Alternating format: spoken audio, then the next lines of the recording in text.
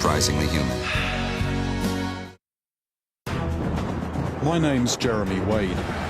For 25 years, I've chased dangerous fish up some of the wildest rivers on the planet, tracking down the facts that lie behind legends. I'm fascinated by the real-life monsters that sometimes eat us and which feed our nightmares. But as a biologist, I want to know the truth. Now I'm back on the hunt, lured by the riddle of an 8-foot flesh-eater that's said to devour humans. If I'm right, this alleged killer is born deep in the ocean, yet transforms itself into a freshwater predator. The fish I'm after has a grip like a vice, and it stands accused of terrifying attacks.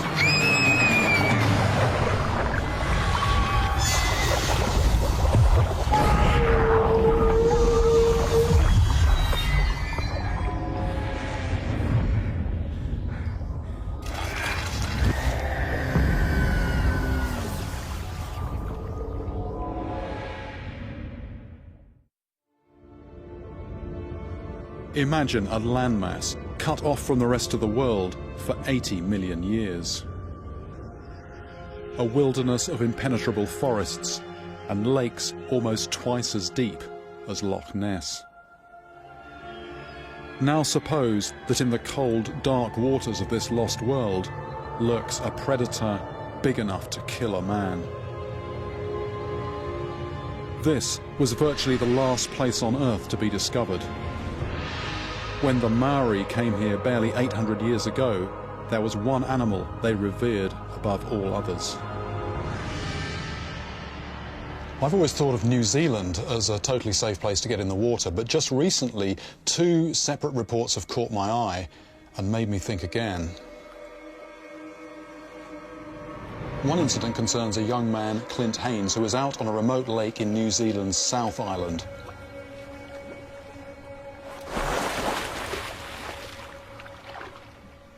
According to this newspaper report, Haines had gone out to recover a friend's boat propeller from the bottom of the lake. He knew the lake well, or at least he thought he did.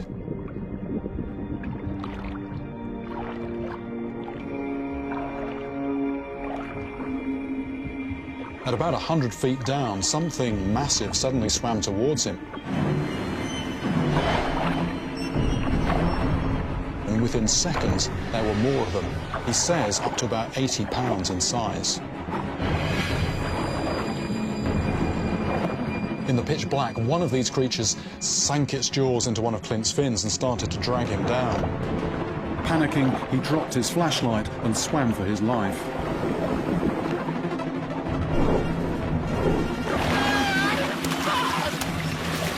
Clint's wife, Bev, remembers how this aggressive pack actually pursued him to the surface, where Clint was screaming to get out. He'd come up so fast from deep water that he collapsed with the bends. Haines survived the attack, but was plagued by nightmares.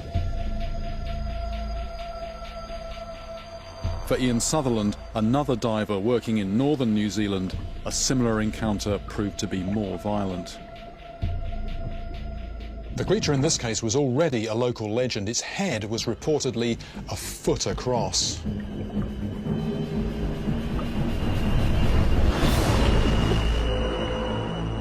Without warning, it rammed Ian in the chest with enough force to crack one of his ribs.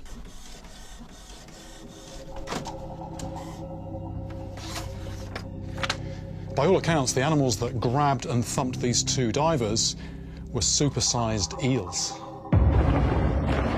Now, I've heard about monstrous sea-dwelling eels. Some, like this European conger, can grow to 10 feet long. And the giant moray is a seriously large animal, certainly big enough to attack humans.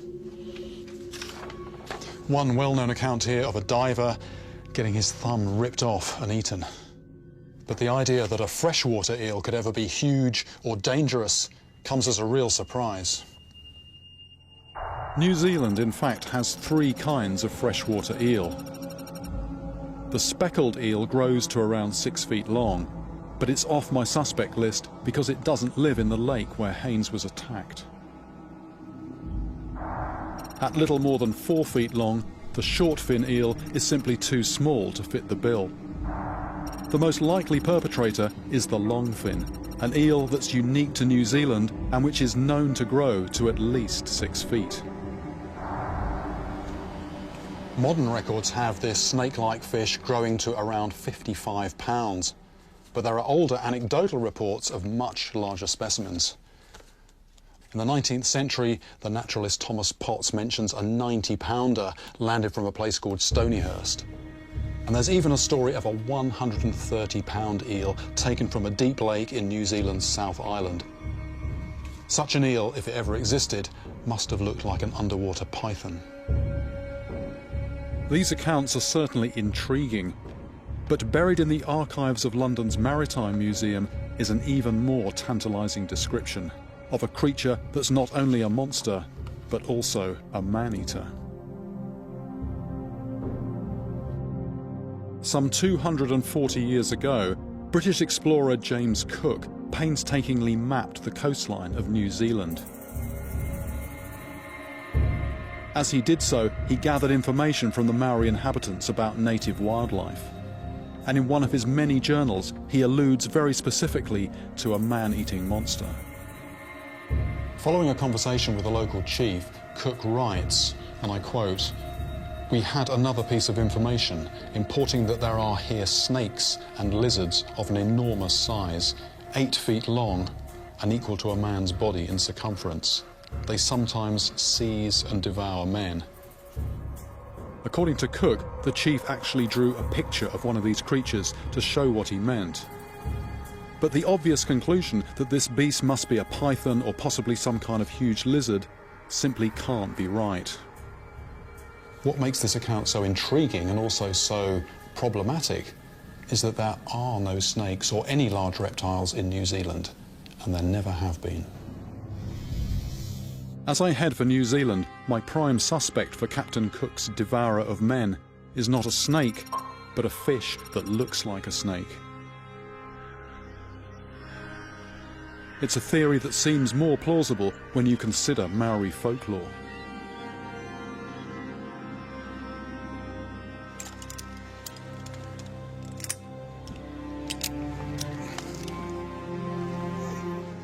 Maori legends are full of tales about predatory beasts called taniwha.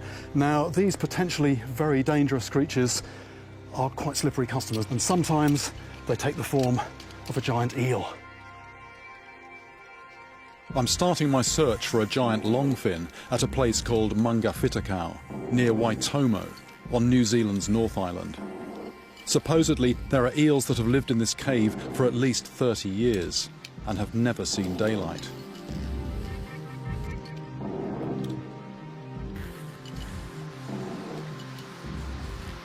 More disconcertingly, the Maori name for this underworld means bad place to cross the river.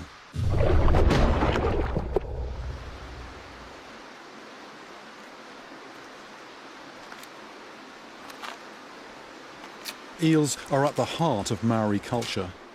Legend has it that they all sprang from a single huge ancestor. The story goes that there was a drought up in heaven and a giant eel was sent down to earth to try and find water for the gods. But while it was here, it tried to seduce the wife of Maui, who was the most powerful of the Maori gods. And enraged, Maui fought with the giant eel and hacked it in two. And the severed head gave rise to all the seawater eels, and the tail, so the story goes, gave rise to all the freshwater eels. Even with a flashlight and a headlamp, I'm straining to see more than a few feet. I've no idea what might be lurking here, but to tempt something out of the shadows, I decide to dip a piece of meat into the water.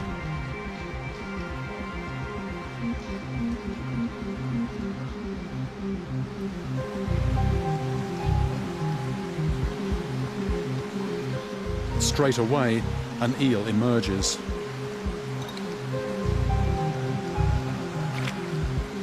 This one isn't huge, but it is surprisingly bold.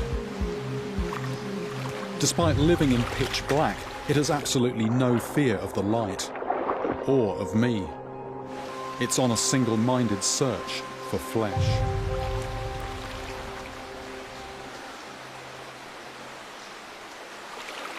Yet this carnivorous instinct doesn't, on its own, make the longfin a killer. I want to find out if they can get big enough and aggressive enough to be seriously dangerous to people. Could they ever be, in the words of Cook, devourers of men?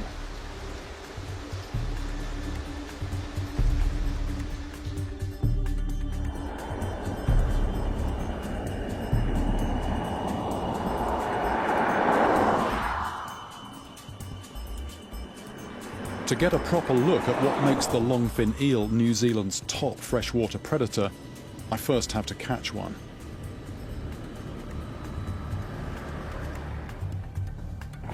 When it comes to bait, anything goes.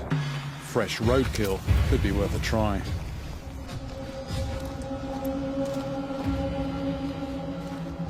Eels tend to be more active at night, relying on smell rather than sight to find food. I use a concoction of guts and offal to draw them in. Eels have a phenomenal ability to sense blood.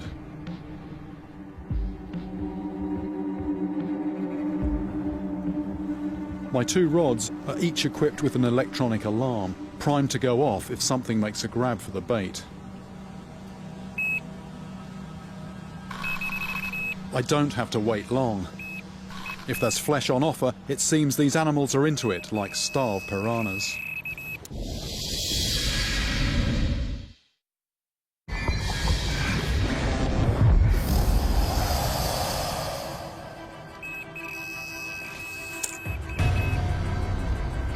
With some fresh roadkill on the end of my line, I've hooked my first longfin eel. Even with a small one, I have to take special care, because these fish have poisonous blood. The serum contains a neurotoxin that can kill dogs. And just a splash into my eye or a cut as I try to unhook it could land me in serious trouble. Doesn't feel like a normal fish at all. Very, very smooth skin. They do actually have scales, but they're embedded under a layer of skin. Not very big eyes. They don't really use their eyes to hunt, but they do use smell, and you can see what looks like a pair of horns on the front of the head there. In fact, these structures are tubes that funnel water into enlarged nasal chambers. The eel's sense of smell is even more sensitive than that of a great white shark. Having zeroed in, an eel grabs its prey with powerful jaws that bristle with hundreds of teeth. Well, you can see why people consider these to be very similar to snakes, even though they are technically fish. There are plenty of eels here, but nothing over 3 feet long. Leaving legends aside, I wonder if science can shed any light on the question of size. Just how big, in theory, could this animal grow?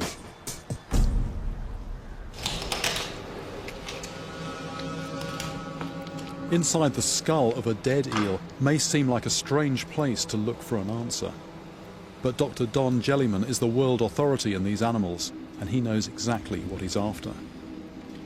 So this is the brain, the spinal cord, and this little otolith sits in a small sac just in the back here, and it's part of the balancing system. So that's what we're after, Jeremy. That little bone there holds the key to a lot of the life history of the eel, its age, its growth rate. Once magnified, this tiny ear bone reveals the growth history of the fish. So is that the same sort of principle as counting the rings on a tree, something like that? It is. Yeah. It's exactly the same. A 2 to 3 foot eel can be 30 years old. But amazingly, this is just a youngster. What's the oldest they might be, do you think? Any conjectures? Well, the oldest that I've aged is 105 years old. And from that lake, the average age at which the females migrated was 93 years. It's extraordinary, isn't it? One thing I've been thinking about is this mention in Captain Cook's journals about he was told about something that was snake-like and 8 feet long. Would one of these be capable of growing to 8 feet, do you think, in ideal conditions? Yes, it's quite likely in the wild that they would have grown to a very, very large size like that. Wow, I wouldn't dismiss that. So that could be a reliable report. And at that length, how much is that going to weigh, roughly? Yeah, well over 100 pounds at that stage. Right. Yeah. Gosh. Yes, that's a big fish. Yeah. It's a seriously big fish. So that Captain Cook report, it could have been one of these. It could well have been. It might be of interest just to have a look inside it. So we'll just do a run up through here. So, oh, there is something in here. That's the stomach, is it? That's the stomach that's there. That's quite full, isn't it? Let's take a peek. I'm rather interested to know what this has got in it. With toxic blood oozing out of the eel's body, I'm careful to wash my hands. Is that another eel? It's another eel, yes. Ooh. It's well digested. Yeah. Yeah, so they can be quite cannibalistic. They're just well adapted to taking those opportunities as they arise. If there's tucker there, they're into it. Yeah. My photo fit of Captain Cook's monster is starting to take shape. It's a fish with real nerve, guided by the nose of a bloodhound, and armed with hundreds of close-packed teeth. It can live for more than a century, and potentially at least grow to 8 feet long. It also happens to have toxic blood and a taste for its own kind. But is it truly dangerous? To find out, I've booked myself onto a popular radio chat show. Radio Southland's 96.4 FM. I'm Matt Rutherford, talking with well-known angler Jeremy Wade, who's really interested in hearing your stories about long-fin eels. So give us a call on 21888964. I'm looking for evidence of aggression, and the lines are soon buzzing. An eel came and latched onto the deer carcass, and we had a wrestling match for that. Trying to measure her, she latched onto my finger. When I looked down, I was quite a surprise. Yeah, quite a large black eel. It would have to have been, 2 metres and as round as a man's The thigh. end of my finger ended being stripped back to the bone. There are some monsters, there's no question of that. I was prepared for tales of ducklings swallowed whole, but it seems that some eels strike at much larger prey. Yeah, I took my dog Sam down to the river and we were playing with a ball. I was throwing it and he was bringing it back to me and I threw it this one time and I heard him go in for it. I could hear something going on, but I couldn't see him. He just disappeared under the water.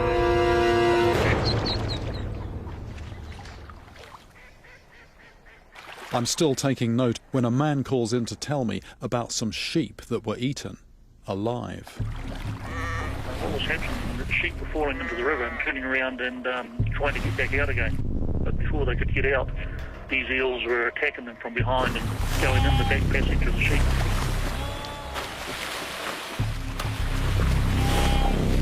Until they were pulling the intestines out and going right inside the animal and getting right up to the liver and that before it actually ceased to live. Then, to top it all, the story of a man who went skinny dipping. This rather large eel come up and grabbed them in a very peculiar sort of a clutch. Right, I think I'll get your drift there, possibly. Yeah. Yes, and it ended up putting him in hospital. So this chap who was hospitalised, how can I put this delicately, was he missing anything when he got out of hospital, or was he just I patched think he was up? all right when he got out of hospital, but he might have been cross-eyed for a while. So. Okay. My respect for these longfins is growing by the minute, so I'll definitely take care when I'm out there trying to get my own hands-on experience. And mate, beware. Just be careful. Eel wrestling is not a good sport for tourists. Okay, thanks for the warning. Stick to bungee jumping.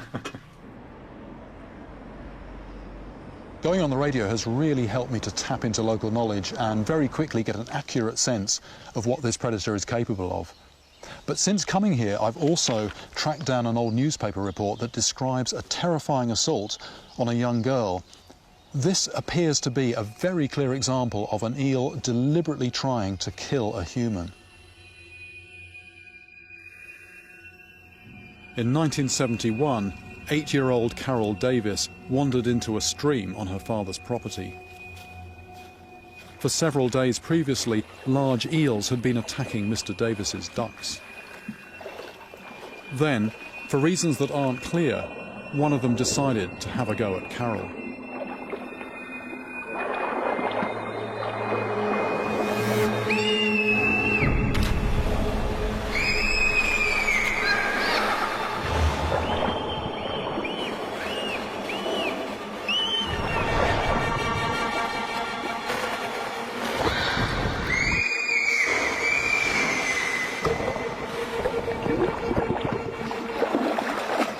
The idea that an eel could drag a girl into deep water is entirely possible. This is a fish that can actually swim backwards with real power.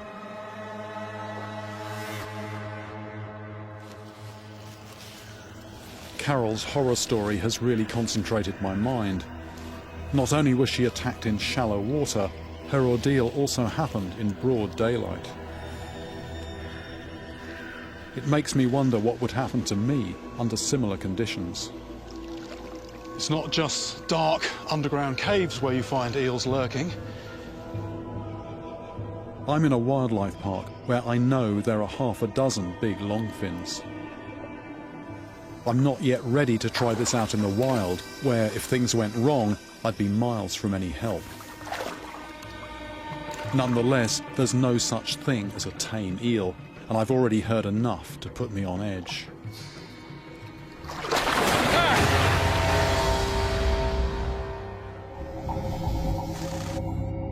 A splash of longfin blood on your eyes or lips can cause inflammation for several days. But how much would it take to kill you? The answer right after this. Just 3 teaspoons of longfin blood has enough toxin to kill a person.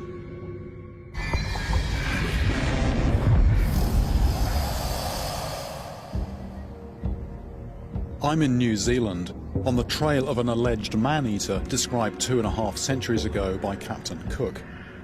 Was he just spun a yarn by a local chief, or could there be giant eels here, capable of preying on humans?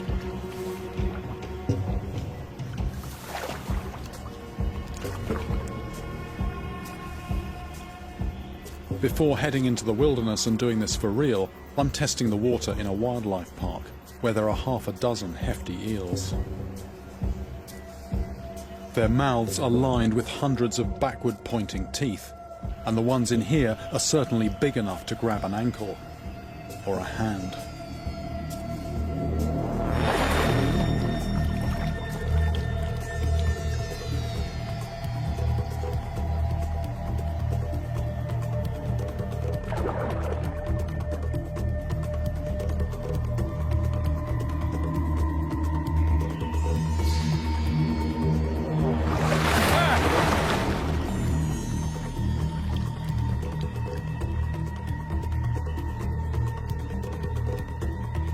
I'm treading in sort of roots here, and the trouble is they're going to be lurking right in there. I don't want to get my toes nipped. After a couple of nervy encounters, I decide to push my luck. I've actually got one right here.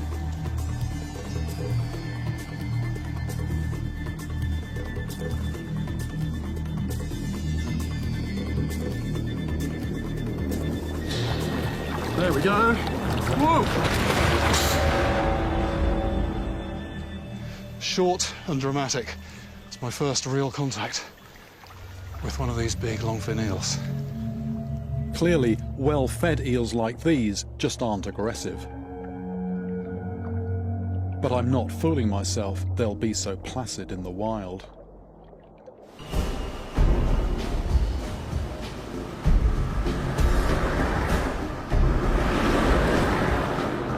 In New Zealand's South Island, I leave the beaten track and push into the mountains. Some of the biggest eels mentioned in historical records were caught from deep lakes in the interior, and this is where I'm focusing my search for a monster. On Lake Manapuri, in what feels like the middle of nowhere, I first join Evan Brunton, a man who tracks and catches eels for a living. There are parts of this lake that plunge to more than 1/4 of a mile deep, room enough for a monster to hide in, even today. So we've actually got over 1,500 feet in the middle. I mean, that's way deeper than Loch Ness. 1,500 feet's nothing for an eel. Yeah. The other night we were tracking eels 2 o'clock in the morning, and one eel was travelling right on the surface, and the other eel was travelling at 150 metres, which is 600 feet. An eel could quite happily live at the bottom of this lake. And do you think there are still big ones around? Yes, there is a few big ones from time to time. Just seem to turn up out of the blue. Evan calculates that some of the eels in this lake are over 80 years old. When you think about it, some of these eels were 20 years old at the outbreak of the Second World War.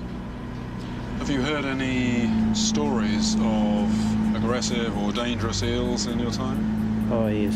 A couple of people went missing in the hidden lakes of Te Anau, supposedly taken by monstrous eels. You've only got to see the strength in them when they bite. It'd be very, very hard for some people to actually get up again, especially if there's more than one of them. People can fall over and knock themselves out, can't they? At a secluded bay, we pull over to see if anything large has turned up in Evan's nets.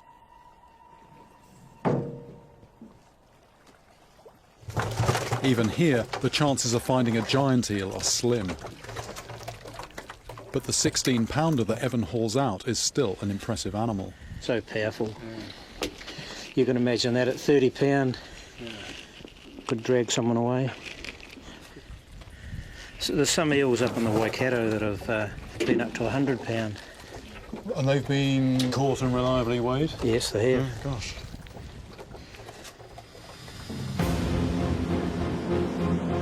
Evan's accounts of monstrous 100-pound eels have got me itching to fish. But first, there's a niggling question at the back of my mind. I can well believe that a massive eel could seize someone and drag them under. But with teeth designed to grip rather than cut, I'm sceptical about whether it could actually dismember and devour a person. If Captain Cook's man-eater really is a huge longfin, then this animal must have some other way to rip you apart.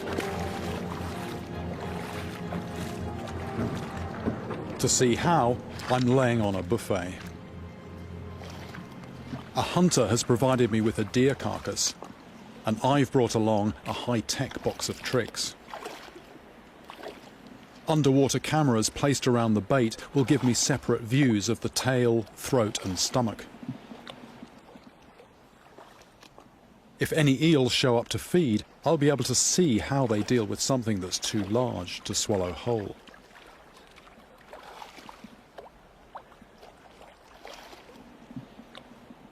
The eels I've seen got very powerful bodies and a very strong grip, but how one of these animals, even if it was the 8-foot size mentioned in Captain Cook's journal, how that could devour a person is still not immediately obvious.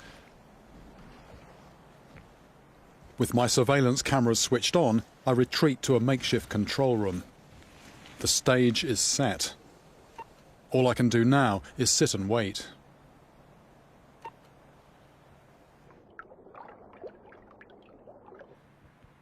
For nearly 2 hours, nothing shows up. Then, out of the blue, they appear like a pack of wolves. And I catch my first glimpse of how these animals could rip you to shreds.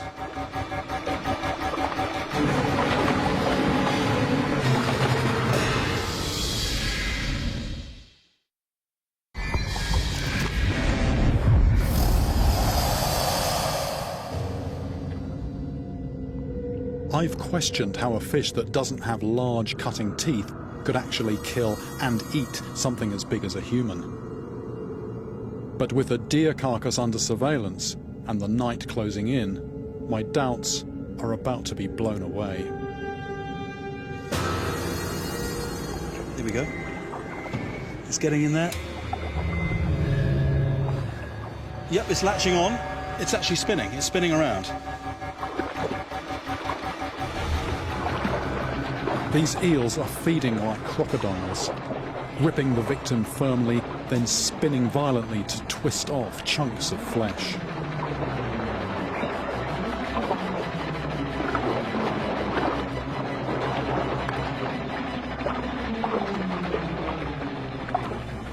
It actually reminds me of this story that I've heard. It's one of those stories that I haven't been able to pin down where it happened to, but a few people have told me this, and it's somebody who was driving, supposedly had a few to drink.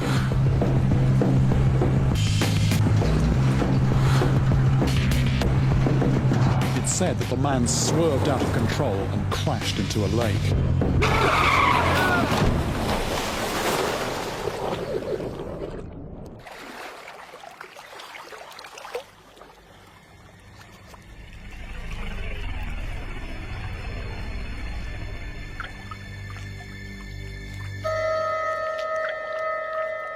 Unconscious and bleeding, he would have been, quite literally, a sitting target for marauding eels.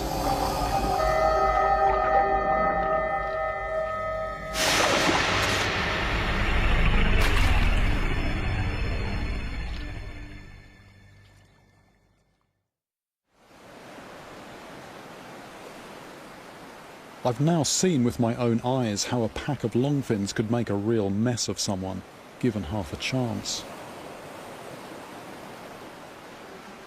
I've also tracked down credible stories of massive eels living in New Zealand's remote backwaters. Yet just when I'm ready to try and catch one of these slippery monsters, I run into an unexpected problem. In wilderness areas like this, fishing for eels with hooks is now strictly forbidden. I've no choice but to give up my usual methods and start from scratch. Eel fisherman Vic Thompson is my teacher. I'm going to make a bob for you. Simply you find a bit of steak like that, or a bit of any red meat, cut it into a slim slice. And I've got a bit of mackerel fish here, which adds a bit of flavour. Yep. You have a bit of wool, just ordinary darning wool needle, thread through like that to start with. Pull it right through, and then you just wind this around like that. Yep. After you've done the first layer like that, you've got to put a loop on here to attach it to your line. The theory is simple. When the eel bites, its teeth get tangled in the wool. I must then drag it ashore before it shakes itself free. So there you've got your loop on your bob. Good, Nice. good bite size for an eel. So I guess the angler doesn't have the hook. The eel actually has the hook in this situation, doesn't it? The eel has lots of hooks in its mouth, so they hook onto the wool. Very low tech, but very, very effective by the sound of it. Very effective. It all sounds straightforward, but as I head for a deserted spot on a deep water lake, I'm not so sure. The method I've just learnt is a traditional Maori technique known as toi, or bobbing. One clear benefit, at least, is that with no hooks involved, there's little danger of spilling the eel's toxic blood. Assuming I can catch one. Having cast my very first hookless bait, I wait for a bite. If anywhere has super-sized eels still prowling the depths, it has to be a place like this.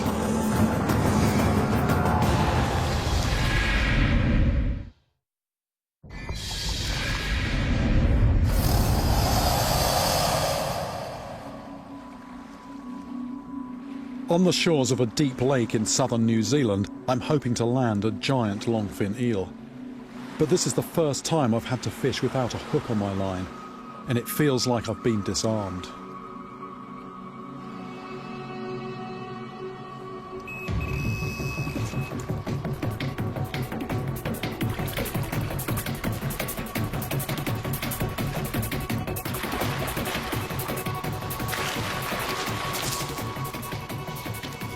It's still in the mouth, it's still in its mouth. Look at that, just came out.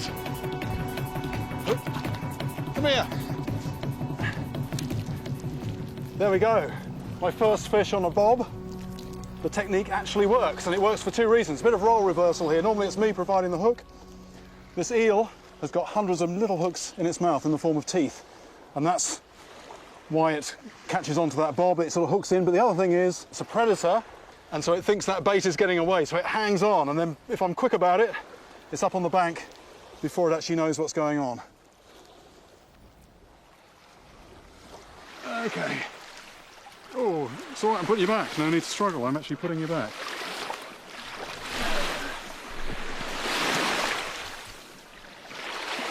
Lovely, I've just caught a fish without using a hook. It absolutely works. Spurred on by my success, I push further into even wilder backwaters, to places where few people ever fish. The eels here are as bold and as willing to strike as any I've seen. And with my bobbing skills improving fast, I'm soon dragging them out at up to 4 feet long. But I'm looking for a beast twice this size, and time is running out. If the animal described by Captain Cook really was an eel, then seemingly the big ones are very rare, or even, perhaps, a thing of the past.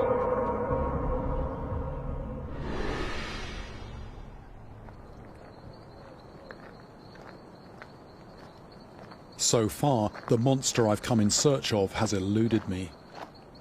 But I still have some unfinished business with the longfin eel that may yet help me solve the mystery. Just in my short time here, I've been hearing a lot about their aggression.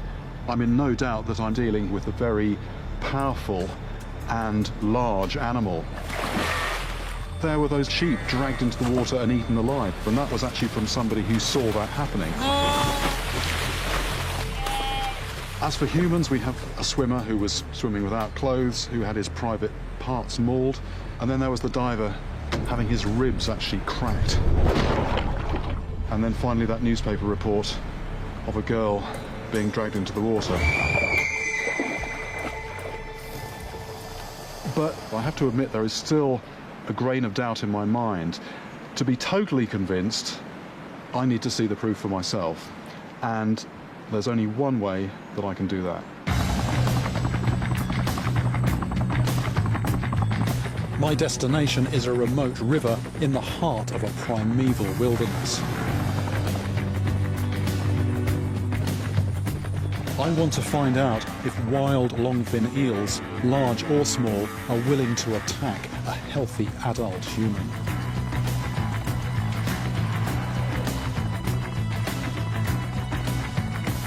I've already been in the water with these animals, in a zoo. This time, it's going to be very different.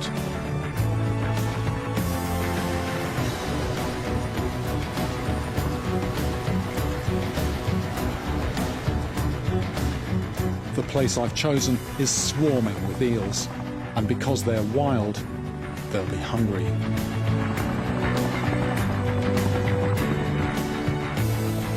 The question is, will they be bold enough to have a crack at me?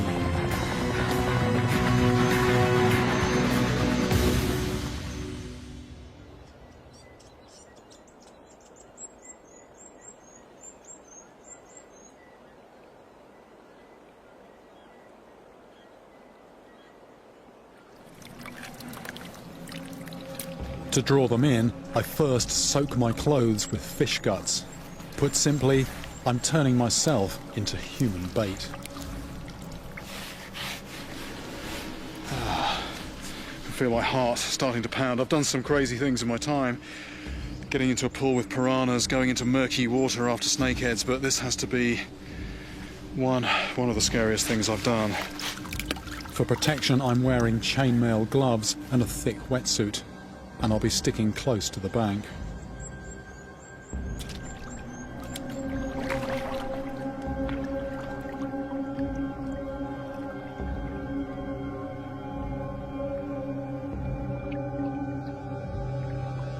Within minutes, eels are catching the whiff of blood and moving in.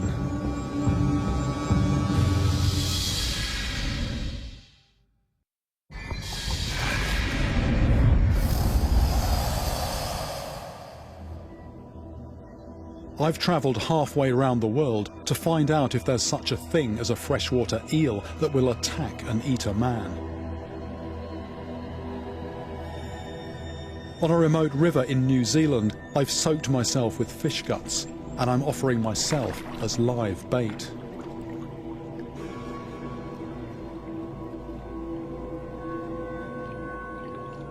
The question is, are any eels going to bite?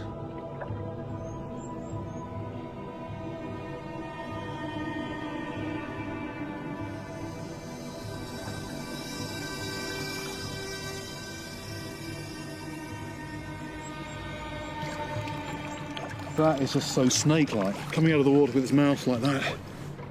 I'm hoping they're going for my hands, but they seem to be interested in other parts of my clothing at the moment, which is a bit disconcerting. And even if I move my legs, I move my hands, it's not really sending them away at all. They're coming right in close. The thing about these fish, these are not fish that people feed, these are wild fish, so they are hungry. They're bumping my legs, they're tugging at my shirt, and they're coming in on my fingers as well. I'm actually wearing gloves, these are Kevlar gloves, and I wouldn't be too happy doing it without those. Ah! No, I do want to hold my ground. I mean, I've come this far, I don't want to get out too quickly. It's broad daylight, and from their point of view, I'm a big animal. But they're totally unfazed.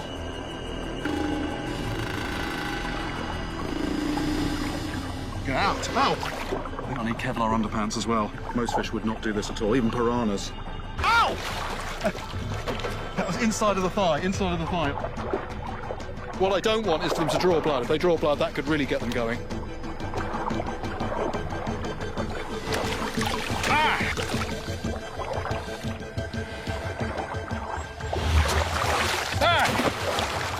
That is one aggressive fish. Ah! Look at that! Look at that! Look at that! Look at that! Look at that! Ah!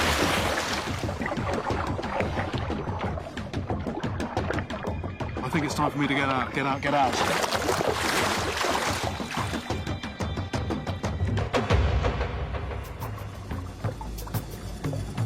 I came here wondering if the monster described so long ago by Captain Cook was, in fact, a giant eel.